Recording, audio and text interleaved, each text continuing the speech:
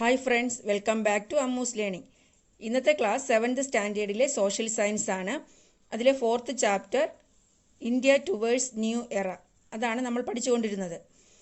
First part കാണാത്തവർ അതുകൂടി കാണുക. അതിൽ നമ്മൾ എന്തൊക്കെയാണ് പഠിച്ചത്? ഇന്ത്യയിൽ നിലനിന്നിരുന്ന പല അനാചാരങ്ങളെക്കുറിച്ചും ഇതിനെതിരെ ജനങ്ങളിൽ സോഷ്യൽ കോൺഷ്യസ്നെസ്, സാമൂഹിക അവബോധം ഉണ്ടാക്കുന്നതിൽ സോഷ്യൽ റീഫോമേഴ്സിൻ്റെ പങ്കുമാണ് പഠിച്ചത്, അല്ലേ? ഇനി ഈ സോഷ്യൽ റീഫോമേഴ്സിൻ്റെ പങ്ക് ജനങ്ങളിൽ എന്തൊക്കെ മാറ്റങ്ങളാണ് ഉണ്ടാക്കിയത്, അതാണ് നമ്മൾ ഇനി പഠിക്കാൻ പോകുന്നത്. ദ ചേഞ്ചിങ് പീപ്പിൾ, അല്ലേ? മാറുന്ന ജനത. The leaders of the social reform movements contributed to develop a vision emphasising the universal brotherhood based on humanism that stood beyond caste and religion. എന്താണ്? ജാതിക്കും മതത്തിനും അതീതമായി മാനവികതയിൽ ഊന്നിക്കൊണ്ടുള്ള യൂണിവേഴ്സൽ ബ്രദർഹുഡ്, വിശ്വസാഹോദര്യം ഡെവലപ്പ് ചെയ്യുന്നതിൽ ഈ സോഷ്യൽ റീഫോമേഴ്സിൻ്റെ പങ്ക് വലുതാണ്. ജാതിക്കും മതത്തിനും അതീതമായി ജനങ്ങളിൽ ഒരു സാഹോദര്യബോധം ഡെവലപ്പ് ചെയ്തു.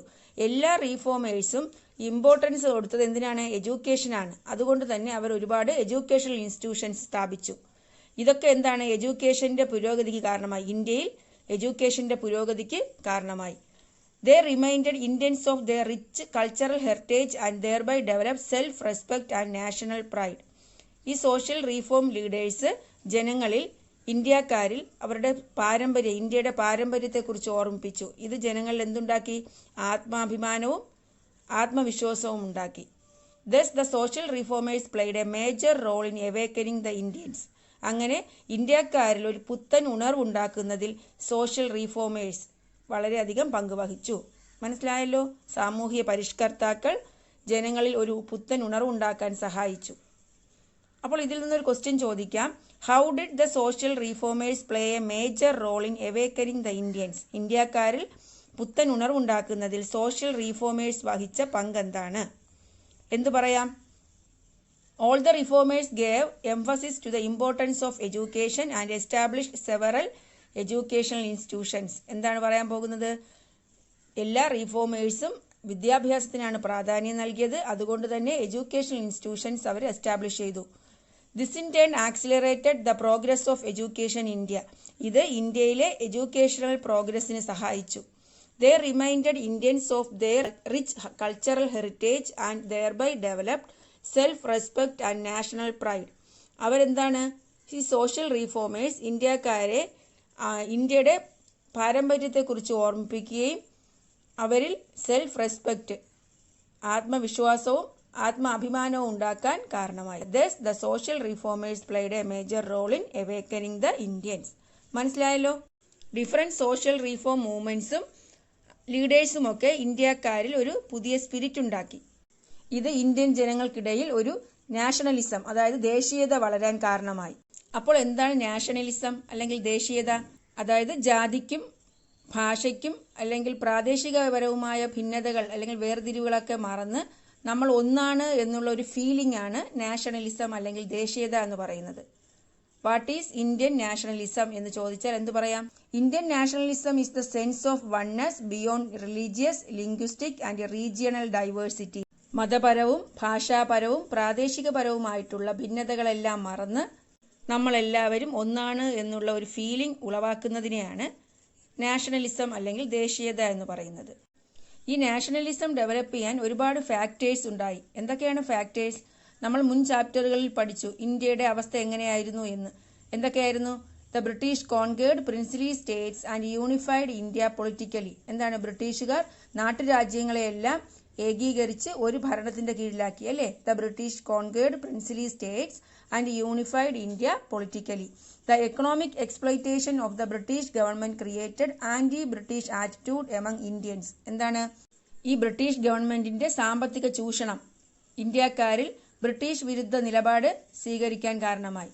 മനസ്സിലായോ? Anti British attitude among Indians. അടുത്തെന്താ? The spread of English education and the development in transport and communication brought the people together.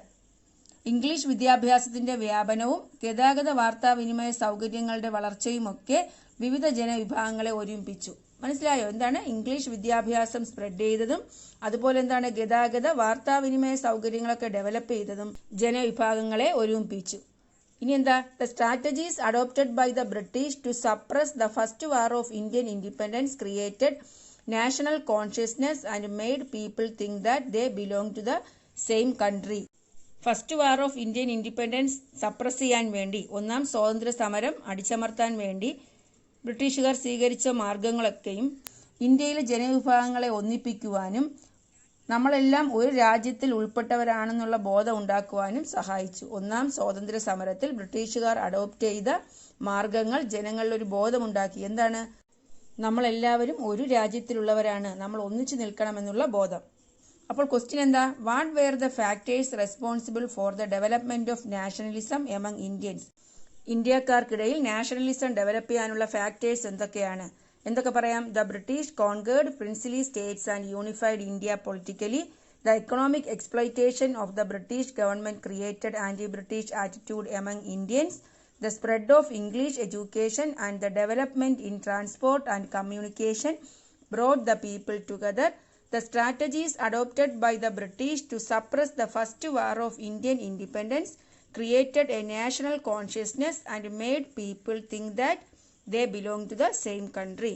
അപ്പോൾ നിങ്ങൾക്ക് മനസ്സിലായല്ലോ, ഇന്ത്യക്കാരുടെ മനസ്സിൽ നാഷണലിസം ഡെവലപ്പ് ചെയ്തതോടുകൂടി അവർക്കെന്താണ്? ബ്രിട്ടീഷ് ഭരണത്തിൽ നിന്നും പുറത്തു വരണമെന്നുള്ള ഒരു ആഗ്രഹമുണ്ടായി. എങ്ങനെയും എന്താണ്? ബ്രിട്ടീഷ് ഭരണം അവസാനിപ്പിക്കണം. അപ്പോൾ അതിനുവേണ്ടി അവർ എന്താണ്? പല സംഘടനകളും പല പ്രസ്ഥാനങ്ങൾക്കും രൂപം നൽകാൻ തുടങ്ങി. അപ്പോൾ ആ പ്രസ്ഥാനങ്ങളെക്കുറിച്ചാണ് നമ്മൾ ഇനി പഠിക്കാൻ പോകുന്നത്. Formation of associations. മനസ്സിലായോ? അസോസിയേഷൻസ് പഠിക്കുന്നതിന് മുന്നേ ആ ടെക്സ്റ്റിന്റെ സൈഡിലായിട്ട് the writers instrumental in the development of nationalism. Nationalism develop ചെയ്യാൻ സഹായിച്ച റൈറ്റേഴ്സ് ആരൊക്കെയാണ്? The writers instrumental in the development of nationalism. അതാരൊക്കെയാണ്? ബങ്കിം ചന്ദ്ര ചാറ്റർജി, രവീന്ദ്രനാഥ് ടാഗോർ, മുഹമ്മദ് ഇക്ബാൽ, ലക്ഷ്മിനാഥ് ബെസ്ബറുവ, അൽതാഫ് ഹുസൈൻ. ഇവരൊക്കെയാണ് നാഷണലിസം ഡെവലപ്പ് ചെയ്യാൻ സഹായിച്ച റൈറ്റേഴ്സ്. അതുപോലെ തന്നെ ജവഹർലാൽ നെഹ്റുവിന്റെ ഓട്ടോബയോഗ്രഫി ആയ ദ ഡിസ്കവറി ഓഫ് ഇന്ത്യയിൽ നിന്നുള്ള കുറച്ച് സെന്റൻസ് കൊടുത്തിട്ടുണ്ട്. നിങ്ങൾ അതൊക്കെ വായിച്ചു നോക്കുക. അദ്ദേഹം പറയുന്നത് എന്താണ്? ഇന്ത്യയിലെ നദികളും വനങ്ങളും പരന്നു കിടക്കുന്ന വയലുകളുമൊക്കെ നമുക്ക് ഫുഡ് തരുന്നു. എന്നാൽ അതിനേക്കാൾ ഉപരി നമ്മൾ കൺസിഡർ ചെയ്യേണ്ട എന്താണ്? ഇന്ത്യയിലെ ജനങ്ങളെയാണ്. മനസ്സിലായോ? മില്യൺ കണക്കിന് ജനങ്ങൾ ഇന്ത്യയിലുണ്ട്. യഥാർത്ഥത്തിൽ മദർ ഇന്ത്യയായ ഭാരത് മാത എന്ന് പറയുന്നത് ഈ ജനങ്ങൾ തന്നെയാണ്. ഇന്ത്യയുടെ വിജയം എന്ന് പറയുന്നത് എന്താണ്? ജനങ്ങളുടെ വിജയമാണ്. ജനങ്ങൾ എന്ന് പറയുന്നത് മദർ ഇന്ത്യയുടെ ഒരു ഭാഗമാണ്. അപ്പോൾ ഈ ബോധം ജനങ്ങളുടെ തലച്ചോറിലെത്തുമ്പോൾ അവരിൽ എന്താണ്? ഒരു വലിയ കണ്ടുപിടുത്തം എന്നതുപോലെ അവരുടെ കണ്ണുകൾ പ്രകാശിക്കും. ഇതൊക്കെയാണ് ഈ ഡിസ്കവറി ഓഫ് ഇന്ത്യയിൽ പറയുന്നത്. ഇനി നമുക്ക് ഫോർമേഷൻ ഓഫ് അസോസിയേഷൻസ് പഠിക്കാം. A number of regional organizations came into existence at various parts of India as a result of this growing awakening. ഈ പുത്തൻ ഉണർവിന്റെ ഭാഗമായി ഒരുപാട് അസോസിയേഷൻസ് ഡെവലപ്പ് ചെയ്തു. Madras native association, Poona Sarvajanik Sabha and Indian association were a few among them. അസോസിയേഷനിൽ ചില associations ഏതൊക്കെയാണ്? Madras native association, Poona Sarvajanik Sabha and Indian association. ഈ organisations എല്ലാം പ്രയോറിറ്റി കൊടുത്തത് എന്താണ്? റീജിയണൽ പ്രോബ്ലംസ് ആണ്. പ്രാദേശികപരമായ പ്രോബ്ലംസിനാണ് പ്രയോറിറ്റി കൊടുത്തത്. അതുകൊണ്ട് തന്നെ ഒരു നാഷണൽ ഓർഗനൈസേഷൻ, ദേശീയ തലത്തിൽ ഒരു ഓർഗനൈസേഷൻ ഡെവലപ്പ് ചെയ്യേണ്ടത് അത്യാവശ്യമായിരുന്നു. മനസ്സിലായല്ലോ? അപ്പോൾ അതിൽ നിന്നൊരു ക്വസ്റ്റ്യൻ ചോദിക്കാം. What were the circumstances that led to the formation of national organisation? National organisation develop ചെയ്യുന്നതിലേക്ക് നയിച്ച സാഹചര്യങ്ങൾ എന്തൊക്കെയായിരുന്നു? എന്തൊക്കെ പറയാം? A number of regional organisation came in to existence at various parts of India as a result of this growing awakening. Madras native association, Poona Sarvajanik Sabha and Indian association were a few among them. All these organizations gave priority to the regional problems. This necessitated forming of a national organization. അതാണ് ഒരു national organisation form ചെയ്യാനുള്ള കാരണം. അങ്ങനെ ദേശീയ തലത്തിൽ national ലെവലിൽ form ചെയ്ത ഒരു ഓർഗനൈസേഷനാണ് Indian National Congress. Formation of the Indian National Congress പഠിക്കാം. 72 representatives of various organizations across India assembled in the vast auditorium of Tejpal Sanskrit College, Bombay on 28 December 1885. 1885 December 28-നാണ് ഇന്ത്യൻ നാഷണൽ കോൺഗ്രസ് ഫോം ചെയ്തത്. എവിടെയാണ്? ബോംബെയിലെ തേജ്പാൽ സാൻസ്ക്രിറ്റ് കോളേജിലാണ് ഈ അംഗങ്ങളെല്ലാം ഒത്തുകൂടിയത്. അപ്പോൾ place ചോദിച്ചാൽ Tejpal Sanskrit college, Bombay, എന്നാണെന്ന് ചോദിച്ചാൽ 1885 ഡിസംബർ 28. പിന്നെ എത്ര റെപ്രസെൻറ്റേറ്റീവ്സ് ഉണ്ടായിരുന്നു? പല ഓർഗനൈസേഷൻസിൽ നിന്നുള്ള 72 റെപ്രസെൻറ്റേറ്റീവ്സ് ആണ് പങ്കെടുത്തത്. മനസ്സിലായല്ലോ? ഇനി they were of diverse attire, religion and language. എന്താണ്? പല ഭാഷയും പല മതത്തിലും പെട്ട ആൾക്കാരായിരുന്നു. അതുപോലെ WC ബാനർജിയാണ് അതിൻ്റെ പ്രസിഡന്റ് ആയിരുന്നത്. ഇതിന് ഇനിഷ്യേറ്റീവ് എടുത്തത്, അതായത് ഒരു മുൻകൈ എടുത്തത് ആരാണ്? A.O. ഹ്യൂം. മനസ്സിലായോ? ബ്രിട്ടീഷ് സിവിൽ സർവൻ്റ് ആയിരുന്ന, ഫോർമർ ബ്രിട്ടീഷ് സിവിൽ സർവൻ്റ് ആയിരുന്ന A.O. ഹ്യൂം. അങ്ങനെ ആ മീറ്റിങ്ങിൽ the Indian National Congress was formed. Indian National Congress form ചെയ്തു. അപ്പോൾ മനസ്സിലായല്ലോ? എന്തൊക്കെ പറയാം? ആ മീറ്റിംഗ് നടന്ന സ്ഥലം പറയണം. തേജ്പാൽ സാൻസ്ക്രിറ്റ് കോളേജ്, ബോംബെ. പിന്നെ എത്ര റെപ്രസെൻറ്റേറ്റീവ്സ് ഉണ്ടായിരുന്നു? 72. ഏത് വർഷം? 1885 ഡിസംബർ 28. അതിൻ്റെ പ്രസിഡന്റ് ആരാണെന്ന് പറയണം? WC ബാനർജി. അതിന് മുൻകൈ എടുത്തത്, ഇനിഷ്യേറ്റഡ് ബൈ A.O. ഹ്യൂം. മനസ്സിലായല്ലോ? ഇനി the major aims of the Indian National Congress. ഈ ഇന്ത്യൻ നാഷണൽ കോൺഗ്രസിൻ്റെ മേജർ എയിം എന്തായിരുന്നു? To promote fellow feeling among volunteers from different parts of the country. രാജ്യത്തിൻ്റെ പല ഭാഗത്തു നിന്ന് വന്ന വോളണ്ടിയേഴ്സിൽ ഒരു സൗഹൃദ ഭാവം വളർത്തിയെടുക്കുക, ഒരു സൗഹൃദ മനോഭാവം വളർത്തിയെടുക്കുക. To develop a national spirit beyond the religious, caste and regional loyalties. എന്താണ്? മതപരവും ജാതിപരവും അതുപോലെ പ്രാദേശികപരവുമായ വൈവിധ്യങ്ങൾക്കെല്ലാം അതീതമായി ഒരു ദേശീയത ഡെവലപ്പ് ചെയ്യുക. മനസ്സിലായോ? ദേശീയ മനോഭാവം ഡെവലപ്പ് ചെയ്യുക. To bring the problems of Indians to the notice of authorities. ഇന്ത്യക്കാരുടെ പ്രോബ്ലംസ് അതോറിറ്റീസിൻ്റെ ശ്രദ്ധയിൽ കൊണ്ടുവരിക. ഇതൊക്കെയായിരുന്നു major aims of the Indian National Congress. ഒന്നുകൂടി പറയാം. To promote fellow feeling among the volunteers from different parts of the country, to develop national spirit beyond the religious, caste and regional loyalties, to bring the problems of Indians to the notice of authorities. Indian National കോൺഗ്രസിൻ്റെ ഫോർമേഷനോട് കൂടി the agitations against the British attained and organised nature. British വിരുദ്ധ കലാപങ്ങൾക്ക് ഒരു സംഘടിത സ്വഭാവം വന്നു. Organised nature. മനസ്സിലായോ? Such organized agitations against the British power can be called the national movement. അങ്ങനെ ബ്രിട്ടീഷുകാർക്കെതിരെയുള്ള organised agitations, സംഘടിത പോരാട്ടങ്ങളെ നാഷണൽ മൂവ്മെന്റ് എന്ന് പറയാം, ദേശീയ പ്രസ്ഥാനമെന്ന് വിളിക്കാം. മനസ്സിലായല്ലോ? അപ്പോൾ what is national movement? With the formation of the Indian National Congress, the agitations against the British attained and organised nature. Such organized agitations against the British power can be called the national movement. മനസ്സിലായല്ലോ? ഇനി based on the style and strategies of the agitations, the national movement can be divided into 3 phases. ഈ പോരാട്ടങ്ങളുടെ സ്വഭാവ രീതി വെച്ച് ഈ national മൂവ്മെൻറ്റിനെ 3ആയി തരംതിരിക്കാം. National മൂവ്മെൻറ്റിനെ 3 phases ആയിട്ട് തിരിച്ചിട്ടുണ്ട്. The period of moderate nationalism, മിതവാദ ദേശീയ പ്രസ്ഥാന കാലഘട്ടം. The period of extreme nationalism, എന്താണ്? തീവ്ര ദേശീയ കാലഘട്ടം. പിന്നെ എന്താ? ഗാന്ധിയൻ എറ, ഗാന്ധിയൻ കാലഘട്ടം. അപ്പോൾ ബ്രിട്ടീഷ് വിരുദ്ധ പോരാട്ടങ്ങളുടെ സ്വഭാവ രീതി വെച്ച് ഈ നാഷണൽ മൂവ്മെൻറ്റിന് 3 phases ഉണ്ട്. The period of moderate nationalism, the period of extreme nationalism, പിന്നെ ഗാന്ധിയൻ ഇറ. ഈ പീരീഡ് ഓഫ് മോഡറേറ്റ് നാഷണലിസം എന്ന് പറയുന്നത് പീരീഡ് ഫ്രം 1885 to 1905, 1885 മുതൽ 1905 വരെയുള്ള കാലഘട്ടമാണ് മോഡറേറ്റ് നാഷണലിസം എന്ന് പറയുന്നത്, മിതവാദ ദേശീയ കാലഘട്ടം. The leaders of this period were English educated. ഈ കാലഘട്ടത്തിലെ ലീഡേഴ്സൊക്കെ ഇംഗ്ലീഷ് വിദ്യാഭ്യാസം നേടിയവരായിരുന്നു. The prominent among them were Dadabhai Naoroji, Gopal Krishna Gokhale, Badruddin Tyabji and Pheroze Shah Mehta. മനസ്സിലായല്ലോ? അപ്പോൾ മോഡറേറ്റ് നാഷണലിസത്തിലെ ലീഡേഴ്സ് ആരൊക്കെയാണ്? ദാദാഭായ് നവറോജി, ഗോപാലകൃഷ്ണ ഗോഖലെ, ബദർദീൻ തൊയാബ്ജി ആൻഡ് ഫിറോസ് ഷാ മേത്ത.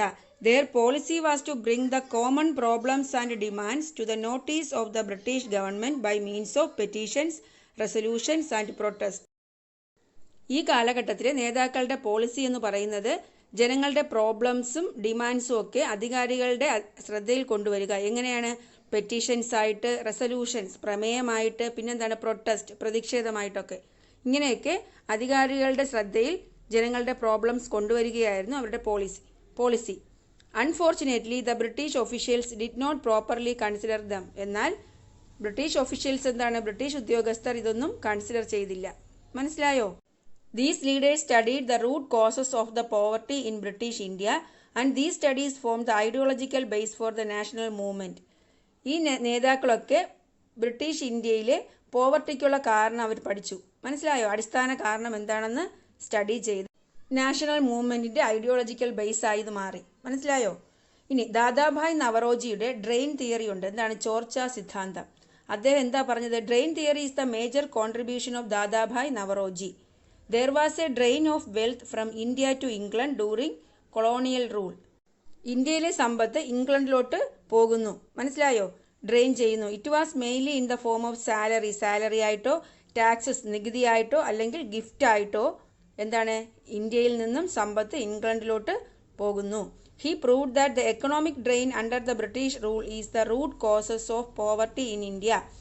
ഈ സമ്പത്തിൻ്റെ ചോർച്ചയാണ് ഇന്ത്യയിലെ പോവർട്ടി ദാരിദ്ര്യത്തിനുള്ള അടിസ്ഥാന കാരണം. He proved that economic drain under the British rule is the root cause of poverty in India. മനസ്സിലായല്ലോ? അപ്പോൾ ഡ്രെയിൻ തിയറി ആരുടേതാണ്? ദാദാഭായ് നവറോജി. ദാദാഭായ് നവറോജിയുടെ ഡ്രെയിൻ തിയറിയിൽ എന്താ പറയുന്നത്? ഇന്ത്യയിലെ സമ്പത്ത് ഇന്ത്യയിൽ നിന്നും ഇംഗ്ലണ്ടിലോട്ട് ഡ്രെയിൻ ചെയ്യുന്നു. അതാണ് ഇന്ത്യയിലെ ദാരിദ്ര്യത്തിനുള്ള പ്രധാന കാരണം. മനസ്സിലായല്ലോ? ഇത്രയും കാര്യങ്ങളാണ് ഇന്നത്തെ ക്ലാസ്സിൽ ഉൾപ്പെടുത്തിയിരിക്കുന്നത്. ബാക്കി നമുക്ക് അടുത്ത ക്ലാസ്സിൽ പഠിക്കാം. ഇന്ന് നമ്മൾ എന്തൊക്കെയാണ് പഠിച്ചത്? ദ ചേഞ്ചിങ് പീപ്പിൾ അല്ലേ? പിന്നെ എന്താണ്? Formation of associations, formation of Indian National Congress, Indian National കോൺഗ്രസിൻ്റെ എയിംസ്, പിന്നെ എന്താണ്? 3 ഫേസസ് ഓഫ് നാഷണൽ മൂവ്മെൻറ്റ്. അപ്പോൾ നിങ്ങൾക്ക് എൻ്റെ ക്ലാസ് ഇഷ്ടപ്പെട്ടു എന്ന് വിചാരിക്കുന്നു. എൻ്റെ ക്ലാസ് ഇഷ്ടപ്പെട്ടാൽ നിങ്ങൾ എൻ്റെ ചാനൽ സബ്സ്ക്രൈബ് ചെയ്യുക, നിങ്ങളുടെ ഫ്രണ്ട്സിനൊക്കെ ഷെയർ ചെയ്യുക. Thanks for watching Ammu's learning.